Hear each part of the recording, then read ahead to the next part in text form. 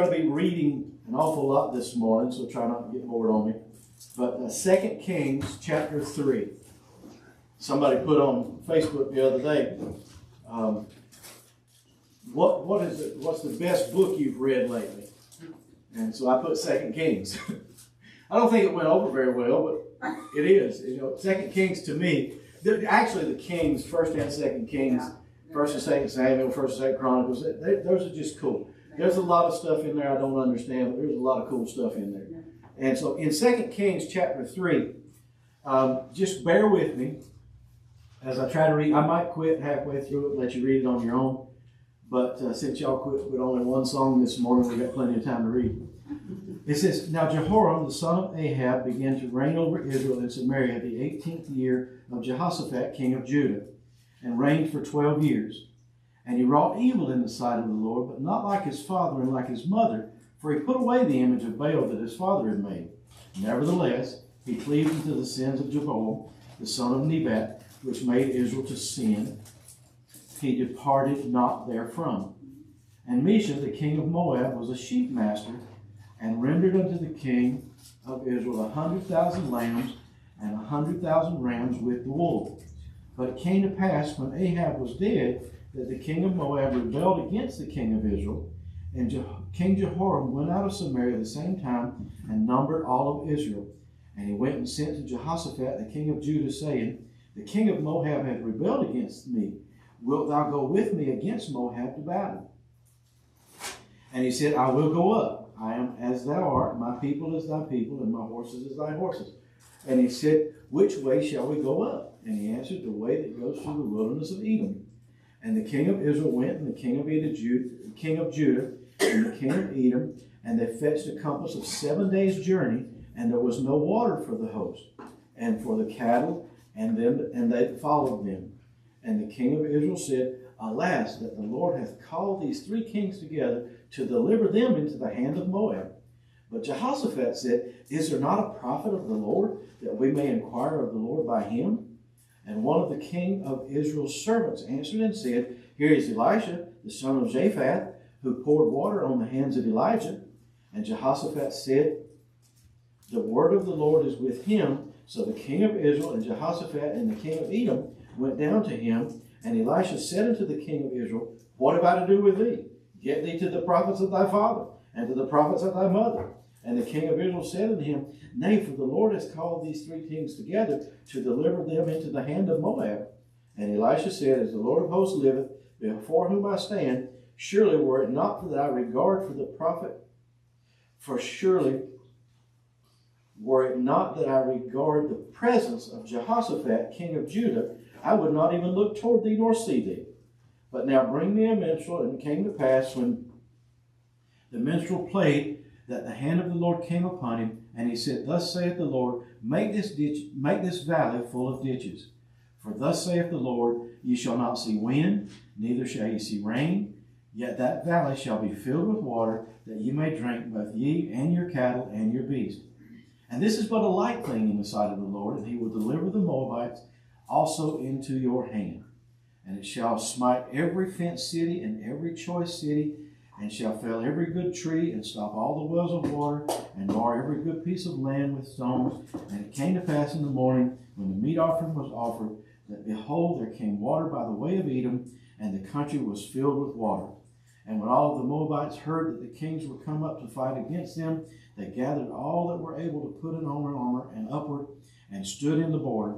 And they rose up early in the morning, and the sun shone upon the water, and the Moabites saw the water on the other side as red as blood. And they said, This is blood. The kings are surely slain, and they have smitten one another. Therefore Moab to the spoils. And I'll stop reading right there, and then I'll just kind of give you a little background of what was going on here. These three kings that had gathered together, one was the king of Samaria, one was the king of Judah, and one was the people of Edom, because they didn't have a king in Edom at that time. But the reason they had a king of Samaria and a king of Jordan is kind of like our American history. They had a civil war, and so it separated the northern kingdom from the southern kingdom. And so the Jeroboam, there we go, I got his name right that time, was the ungodly king. He was the son of Ahab and Jezebel. And you remember Ahab and Jezebel, the wickedest two people on the face of the planet. And he was the king over the northern kingdom, and he did everything he possibly could against God without really going against God. Ahab and Jezebel made it a plain, easy to read purpose that they despised God and God's people and everything else, and they were going to do everything they could. Remember, she was the one that said she was going to kill Elijah, and he ran off into the woods and hid for a while, and God woke him up and found him in a cave and found him by the juniper bush and all of this other kind of stuff. But the other one, Jehoshaphat, he was a godly king. He was doing what God wanted him to do. And so when they went to Elisha, when these three kings got together, they asked each other, if you will fight for us. Now, even though Bryson and Ty don't get along, if somebody were to attack either one of them, both of them would jump home. And that's what these kings said, your people are my people. They said, we will, our common enemy, basically. We don't like each other, but we got one common enemy. And so it's like, the tribes out here years ago with the Sioux and the Dakotas and the Blackfeet and all of them that got together against Custer because they were one common enemy. And so they just whooped his butt, thank God. Anyway, that's beside the point. I probably shouldn't have said that out loud. But I did. Because he should have stayed home where it belonged. But anyway, we have these three kings have gotten together, and they're going to fight against Moab, which was the country against God. They were idol worshippers, they were baby sacrificers, they were all kinds of things, and they were not godly people. But the king of, when Ahab was king of Israel, he used to charge the Moabites a tax. We all know about taxes and we're well familiar with those. But it was 100,000 lambs and 100,000 rams with their wool was the tax they had to pay. So when they heard Ahab's dead, said, we're done with this mess. We're not going to be paying taxes no more like that. So they decided they would rebel against the country of Israel, in particular the northern kingdom. The northern kingdom asked the southern kingdom, will you go and fight with us? And they asked Edom, will you go and fight with us? And they said, yeah, we all hate Moab, so we'll go take care of that. And so these three kings got together, and they marched around. They traveled going to the battle because Moab was on the east side of Israel, and so they had to march for several days to get to where they could even fight. But the problem along the journey is they were going along and they had been marching for 7 days, and there was no water for anybody. You can't very well fight with no water, especially when your horses got no water, your cows got no water, your people got no water, your soldiers got no water. It's not very easy to do a fight. So what Jehoram says is because he was the ungodly king and he had gotten away from God and godly things, he wasn't the Baal worshiper that his dad and mom were, but he was more of a worshiper. There was one of the kings that set up some golden calves and some golden oxen and stuff like that. And he said, well, y'all can worship them or whatever you want to do. He was kind of like most of America today. We ain't got to worship anything. We're just going to go along through life lollygagging around, and we're not going to have a God in our life, and we're just going to go along. And so what he figured is when they didn't have any water, then he remembers God and the judgments on Israel for not following God all the time. And he said, God has brought us out here in the wilderness and turned us over to Moab because we got no water. And so Jehoshaphat says, because he was the godly king, he said, well, wait a minute, ain't there a prophet around here somewhere? Ain't there a man of God? Ain't there a preacher around here somewhere that we can find out what God has to say about this deal? And so that's when Elisha, he's kind of like me. He says what he thinks. And he says, man, if it wasn't for Jehoshaphat, he was taking Jehoram. He said, if it wasn't for Jehoshaphat, I wouldn't even listen to you. I wouldn't even have anything to do with you. It's kind of like today, not this particular day, but our today's society. I get all kinds of calls, and I'm sure other pastors do, from people who want help from the church, who never go to church. They want the church to fight, give them a motel. They want the church to pay their house payment. They want the church to give them clothes. They want the church to do all this other stuff. But they don't have anything to do with the church. And that's what Elisha said to Jehoram. He said, what have I got to do with you, fool? You don't like my God. You don't like my people. You don't like my country. Why should I even bother to talk to you? If it wasn't for Jehoshaphat, I wouldn't even give you the time of day.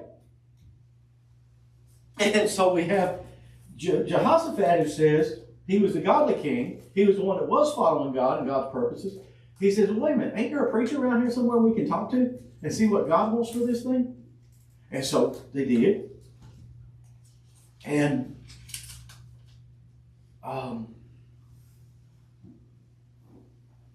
then it's when it gets kind of tricky. because Elisha called for a young girl to come in and start playing some music. That's why I believe music is the door that leads to worship. I believe that's why I think music in church is so important. It prepares our hearts. Matter of fact, probably most all of us in here, including me, who doesn't listen to music, I rarely turn on the radio or anything else. But there's been times in my life where the songs or the lyrics of a song has probably pointed me closer to God, has drawn me into a worship session with God. One of the songs, Bloom Where God Planted You. The other one's, Amazing Grace, how sweet the sound. I was blind, but I ain't no more, and those songs that lead us into recognizing who God. And so he called for a young lady to get his spirit, because he was probably a little bit ticked off. And it's hard to worship when you're ticked. And so because Jehoram had come to him, and he, man, you don't like me, I don't like you, I wouldn't even have the time of day for it. And so he had to get into that spirit of being able to pray. Anybody ever been too mad to pray?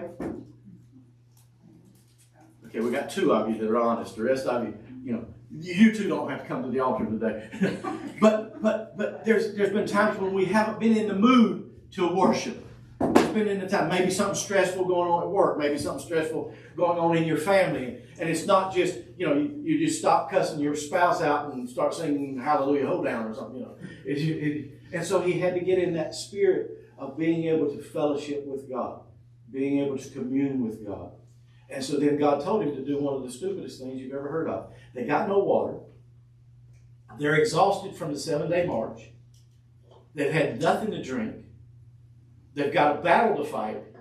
And Elisha tells them, God said, go dig some ditches all through this valley. Okay. I can see this church. If y'all were on the battlefield and you hadn't had no water for 7 days, and I said, folks, next Sunday morning service, you ain't had no water all this coming week. Folks, you're going to be facing a spiritual battle on March to, next Sunday is the 9th. So on the 10th, y'all are going to be facing a big spiritual battle, probably the biggest one you've ever fought in your life. So I need you to go out here to the parking lot and pick up all of the round rocks and pile them up over there by the cross that's in the corner of the parking lot. And probably about half of y'all would look at me like, preacher, you have lost your flipping mind. Number one, you've gone crazy. Number two, I ain't picking up no flipping rocks in that parking lot. I know how many rocks you hauled into that parking lot. And I ain't picking up no rocks. But the only way you're going to see God's victory is if you pick up all them rocks out there and pile them up by the cross. Some of you still wouldn't do it. But these guys, apparently they had nothing to lose. And so they went and dug the ditches. They dug the ditches all through the valley. And the next morning, while they were asleep, God was busy at work.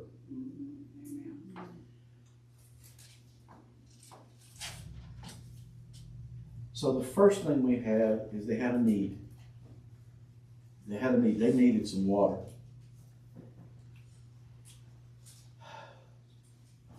Not too long after we got here, we had needs like crazy. I made it a point to always make sure that the church needs were taken care of before our family needs. We bought stuff for the church before we bought groceries. We paid the church bills before we paid our own bills. We did everything we were supposed to do. For a long time, it looked kind of fruitless. When Joshua was to march around the walls of Jericho, he had to do it for 7 days before they saw the victory.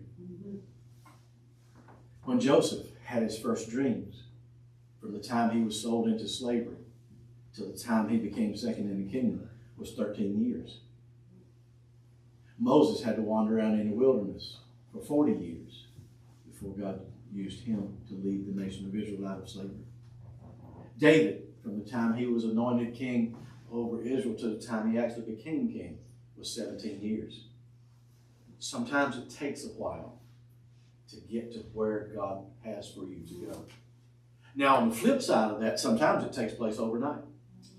Sometimes, like it was with Rose and the girls, we had a car that we needed to sell so that we could get a little bigger car because we had 4 girls and we had a little Pontiac T1000, which if any of you know anything about your history of cars, it was about the same size as a Pinto.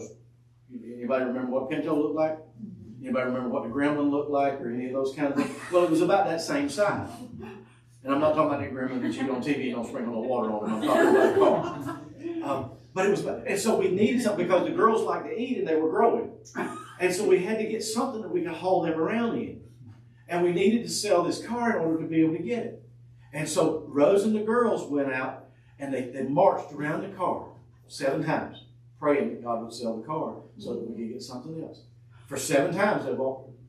30 minutes later, if that, a carload of folks came down the road, they stopped, and I don't even know if we had a for sale sign on the car, did we? Yeah, we did. We had a for sale sign on the car. About 30 minutes later, they stopped, they got out, they bought the car, paid for it cash, and took off. We were able to go get it. We got the van at that time, didn't we? Mm-hmm. Yeah. And so, sometimes God works right now. But sometimes He doesn't work right now. And so they had a need. But the God says in the Word, He said, but my God shall supply all of your need according to His riches. Mm-hmm. And so we have the need. Excuse me. I need something to drink. He needs some water. Man, I know I can do something. I can go 7 days without water, but I can't go 7 days without some Kool-Aid. But my doctor said that was the main ingredient in my Diet Mountain Dews and my Kool-Aid, so I'm okay. But every single one of us in here have a need of some kind. Some of you are physical, some of you are mental, some of you are emotional, some of you are financial, some of you are health. Whatever the case may be, we all got needs. So the next thing that was happening, point number 2 on your little outline, people, is there was a command given. Go dig ditches all through this valley. But that sounds so stupid. It sounds almost as stupid as going out and picking up all the round rocks out of the parking lot. We got no flipping water. We're exhausted. We're supposed to be out here fighting a battle. Why are we going to go out here and dig some ditches? They ain't going to trip over them and fall and break their necks. Why we got to dig ditches? Because God said so. There's going to be times and things in your life that God says for you to do something that don't make no sense. Your family says, why are you giving so much money to church? Why you give so much time to church? Don't you know that the wrestling tournaments and everything are going on this weekend? Don't you know that the basketball tournaments are going on? Don't you know that we got wrestling and softball on Wednesday nights? Don't you know that we got t-ball? We got all this. Don't you know that all of our meetings at the school district are on Wednesday night? Don't you? God said go dig ditches. And we got to go with what God says do. And so here he says, why should I dig these stupid ditches, Faith? Without faith, it's impossible to please God. Faith is what moves mountains. Faith is what moves the hand of God. The Bible says without faith, it's impossible to please God. See, action is the key to unlocking God's goodness. Our faith. Faith is a verb. It's an action word. You can't just say, well, I got faith and not do anything about it.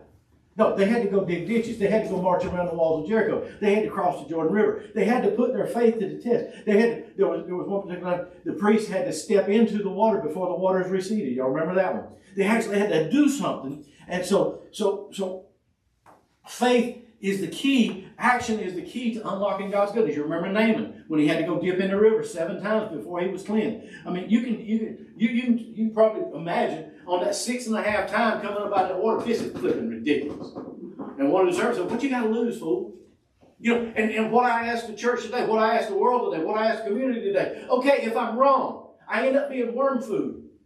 But if I'm right, I get to enjoy the pleasures of heaven for all of eternity. I get to have a relationship with God. I get to have my sins forgiven. I get to have a relationship with people who I otherwise would have never met. I get to have a place that I can come together with my friends and family and worship together in a common interest. Okay, if I'm wrong, what happens? I go into dirt and I rot. But if I'm wrong and I go without Him, then I end up in eternity in hell. So what have I got to lose? What have I got to lose by following God? A few dollars in the offering plate? A few hours of preaching or witnessing or teaching or studying? Or what have I got to lose? We marched around the car. Okay? So, you see that woman and 4 little children out there marching around the car? Well, they look stupid. You know, they were doing a good job too. They were stomping as they went around. But 30 minutes later, the car sold. Why we got to hold these pictures and candles walking around this city 7 times? Every flipping day, and we can't even talk. We got to be quiet. That would kill half of you right there. Y'all can't make it through one 30-minute church service. But we got to do this for 7 days. We got to walk. You remember the verse already? Ain't y'all walked around this mountain long enough? You know, 11 years they walked around that mountain. 40 years in the wilderness. What they got to lose? They got to enjoy the promised land. But he told me, he said, go dig some ditches. What seems like meaningless, menial work, labor, is God's preparation for the blessing. I told you a while ago, I've been digging ditches for 30 years. I've been preaching and teaching and witnessing and supporting this community and digging and digging and digging. And sometimes it felt fruitless. Sometimes it felt like it was not worth it all. Sometimes it felt like I was wasting my time. I could make more money doing some other things. I think I've told you about the churches that have offered me positions in other places that were far more beneficial than this one. But I'm digging ditches. I'm digging ditches. I'm digging ditches. You may be in your job and you feel like nobody recognizes you, nobody's making a difference. We were talking about the little kids this morning in Sunday school and children's church, and sometimes it seems like herding cats. I understand. You teachers, you know, that teach in younger grades especially. Sometimes you feel like, you know, dear Lord, they'd be better if I could just wet their lips and stick them to the wall. You know, you think about those little ones that Kathy teaches every Sunday morning. And it's just, but maybe one of them will grow up to be a Sunday school teacher. Right. And they can go over to the nursing home where Kathy's at and they can minister to her. But you're just digging ditches. You're just digging ditches. Your family, you invest in so much into your kids, you're just digging ditches. The church, I've been digging ditches for 30 years. Maybe your job, you've been digging ditches for 30 years. Your relationship, your marriage, whatever, you're just digging ditches. Sometimes it seems pointless, sometimes it seems fruitless, sometimes it seems like it's a never-ending battle. But eventually,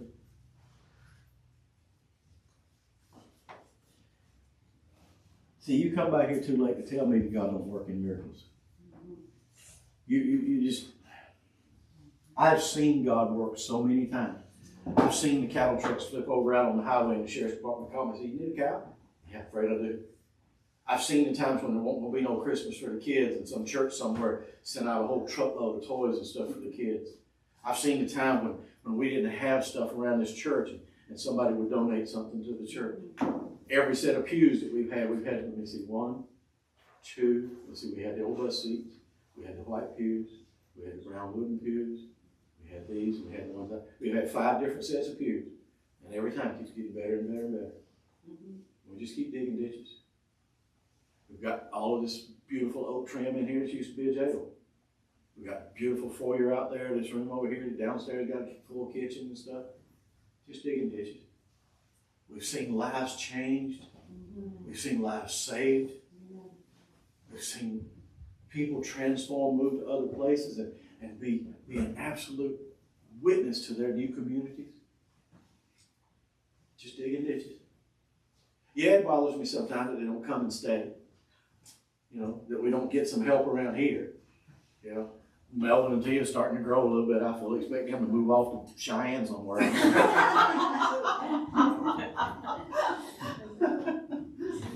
You know, It's stuck with us. uh-huh. It's stuck with us. The only ones I was hoping would leave. See, if I say that, then they'll stay just for spite. But it's just, you know, Kevin talking about moving over to Switzerland somewhere. He's going to go over to Africa this coming year, fall in love with some lion that's over there. He'll be over there running around the jungles in his little barefoot tutus and grass skirt. Good idea. She'd leave you after 6 months. It'd be hard. Oh, gosh. But it's, you know, sometimes you just feel like, man, this is such a waste. Those of you that have been on your jobs for anything over than 10 years, you felt that way at times. Just dig ditches. Just dig ditches.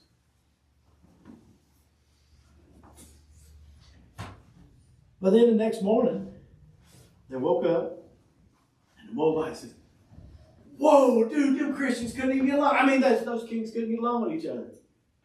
And they destroyed each other because they looked down through that valley where all of those useless ditches were dug, where all of that time, effort, and energy was wasted when they could have been laying in their shady tents recuperating from extreme heat. But God had them down there digging ditches, a pointless venture in the middle of nowhere for no particular reason.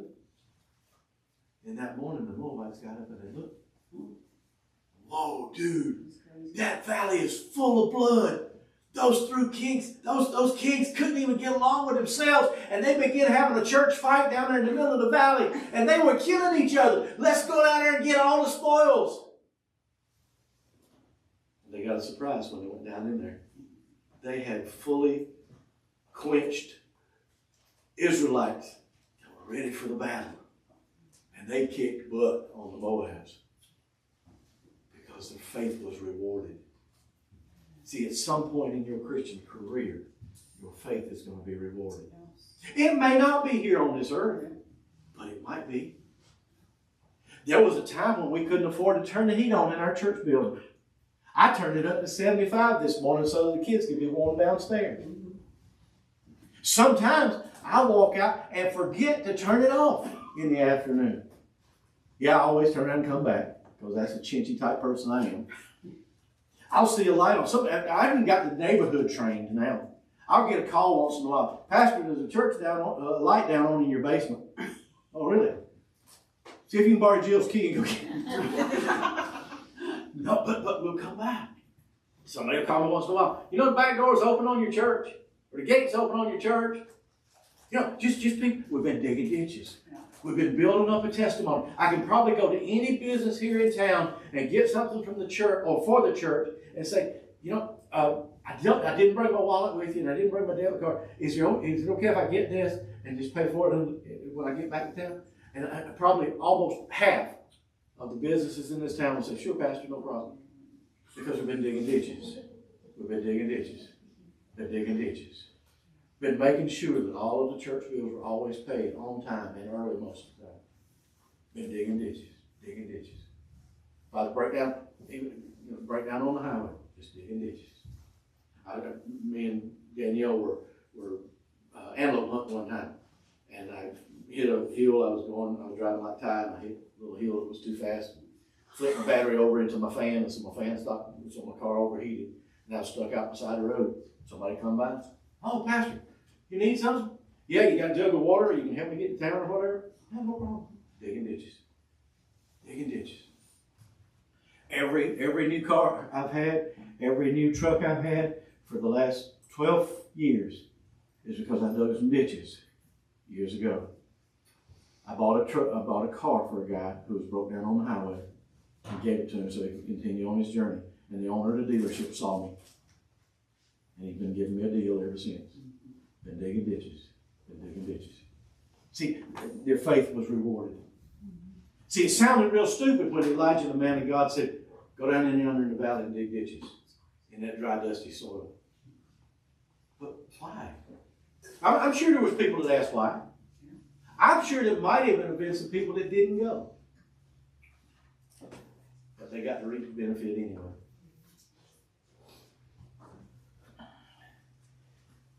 Back in Tennessee, many years ago, there was a preacher named S.P. Jones, Sam P. Jones. And there was a business owner. And Sam P. Jones was real verbal about preaching against alcohol and the vials of alcohol and the dangers of alcohol. And he was real verbal about it. Well, this guy named Mr. Ryan lived there. And he said, if this Sam P. Jones ever comes to this town, he said, I'm going to make sure somebody gets him out of the picture. Somebody's going to take him out. This Mr. Ryan was extremely rich. He owned lots of bars. He owned lots of businesses that dealt with alcohol and prostitution and all kinds of stuff. And he said, if that preacher ever comes to this town, we're going to make sure he don't leave this town alive. And so Mr. Jones, Sam P. Jones, decided, he said, I ain't never going to Nashville, Tennessee. That's just a place I'll avoid. Well, after a year or so, God spoke to his heart and said, you need to go to Nashville. You need to go to Nashville. And he put up the typical argument, you know, when we have something that God wants us to do and we don't want to do it. And so finally he agreed, but what God had told him, he said, you're supposed to go to Mr. Ryan's house and you're supposed to stay at his house. You're supposed to stay at his house while you're there preaching. Now remember, Mr. Ryan said if he ever comes to this town, I'm going to have him killed. So Mr. Jones, in following God like he was supposed to, he went to Mr. Ryan's house. Mr. Ryan wasn't answering the door, but one of his servants did. And so Mr. Jones told him, the servant, he said, I'm supposed to stay here at Mr. Ryan's house while I preach this meeting. The servant figured, okay, I must have missed something. They must have worked out some kind of deal. He says, come on, I'll show you the guest house. And so he comes in and he makes himself at home in the guest house of Mr. Ryman's home. So that, and he tells him, he said, you know, what time's dinner and everything. He tells him it's 5 o'clock this afternoon. And so he comes in, the servant brings him in, sits him down at the table, and then Mr. Ryan comes in and he sees there's a guest there at his table. And he says, oh, this is Mr. Jones, Mr. Sam P. Jones, and he's supposed to stay with you. Sam P. Jones? The preacher, Sam P. Jones? Well, you can stay here tonight, but by tomorrow morning you better be gone. Well, that night, they finished dinner. They got to talking a little bit during dinner. And then that night, something transpired in the heart of Mr. Ryman. And he told him the next day, he said, I'll tell you what, he said, you go ahead and stay here. He said, but don't you talk to me. Don't you come in the same room with me. Don't you be around. I don't want to hear nothing you got to say. You can stay here, but that's it. You leave me alone. So Mr. Jones went ahead and he started preaching his meeting. And every night at dinner time, they would come in and he would just start talking about how many people got saved at the meeting. Now remember, Mr. Ryman owned a bunch of bars. And so the barkeepers started getting saved. And they started shutting down the bars. And the employees started getting saved. And they started quitting working at the bars. And so this thing, and so Mr. Ryman was, and all of these people are getting saved. And all of these, God's transforming all of these people's lives. And it was just along about the end of the week, there would begin to be a softness in the response to Mr. Ryan. And Mr. Jones told him, he said, I feel like that God is going to get you. And so all of these bars, he's losing all kinds of money on all of these bars shutting down. He's losing all kinds of money on all of his employees quitting and getting other jobs. But by the end of the week, Mr. Ryman decided he wanted to follow this God too. And so Mr. Ryman got saved. And he said to Mr. Jones, he said, I tell you what I want to do. He said, I want to build you so you don't have to have tents and you don't have to meet in storefronts. He said, I want to build a huge building so that anytime you come to Nashville, Tennessee, you can have a place to preach. Without any hesitation, without any problem, without any persecution, without any permits. He said, I want to build you one of the biggest buildings in this city where you can come and preach with no problem.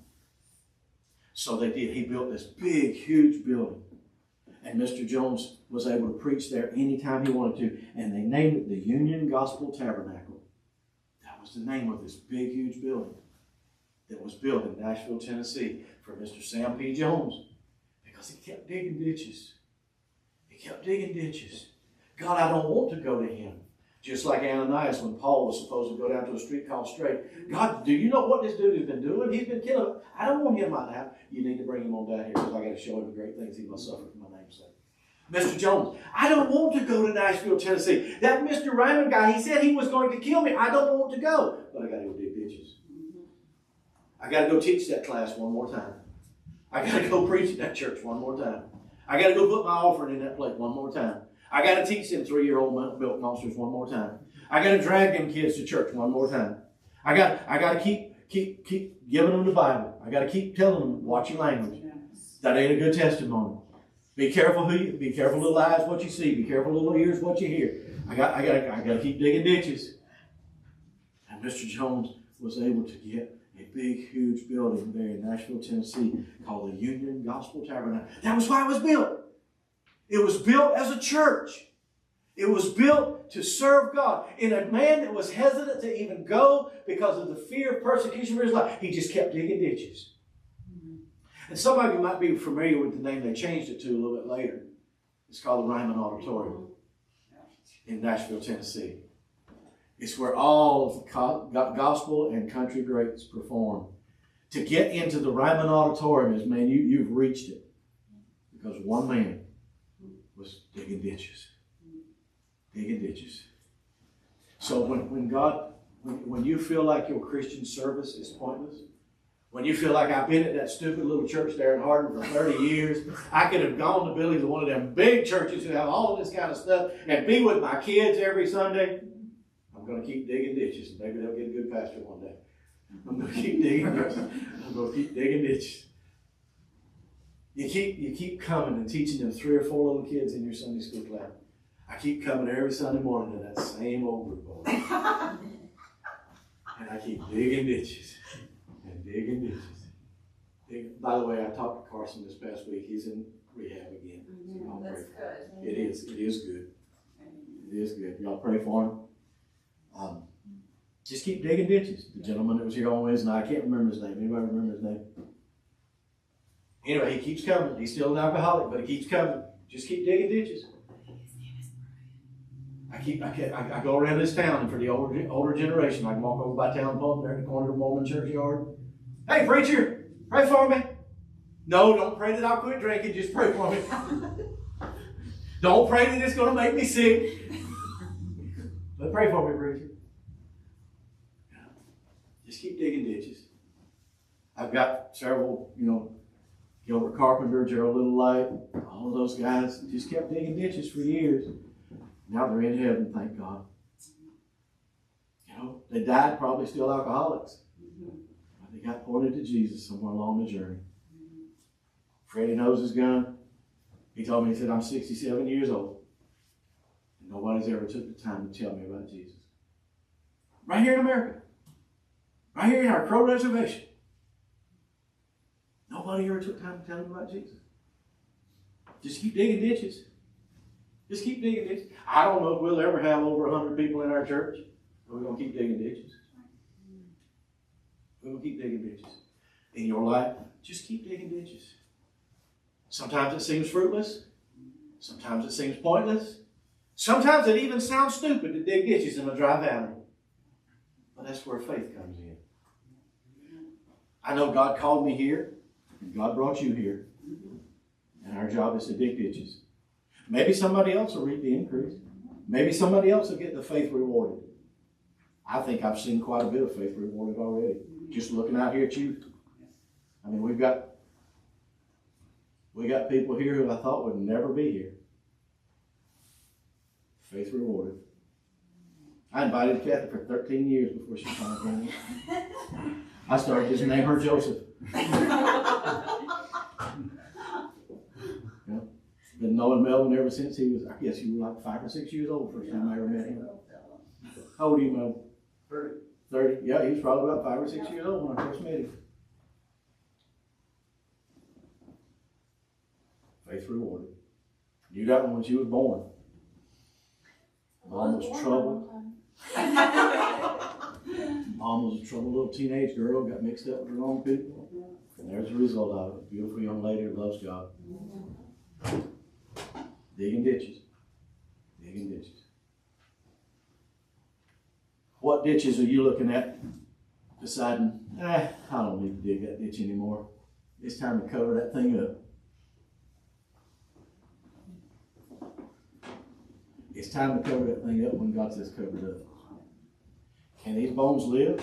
Only you know, God. I come to this community sometimes and I think God has written Ichabod over the Crow Reservation border. Because they're all religious, just like Jehoram was. He was religious. He just didn't know God. Yeah. There's a difference in being religious and knowing God. And there's so many people in our community that are religious. So many denominations and churches that are religious, but they don't know God.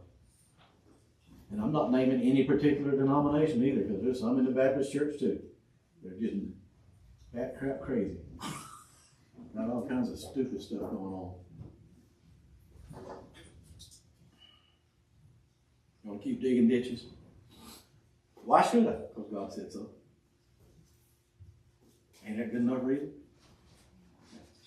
Heavenly Father, we thank you so much for who you are, for what you are. God, give us the strength to keep digging. In Jesus' name I pray, amen.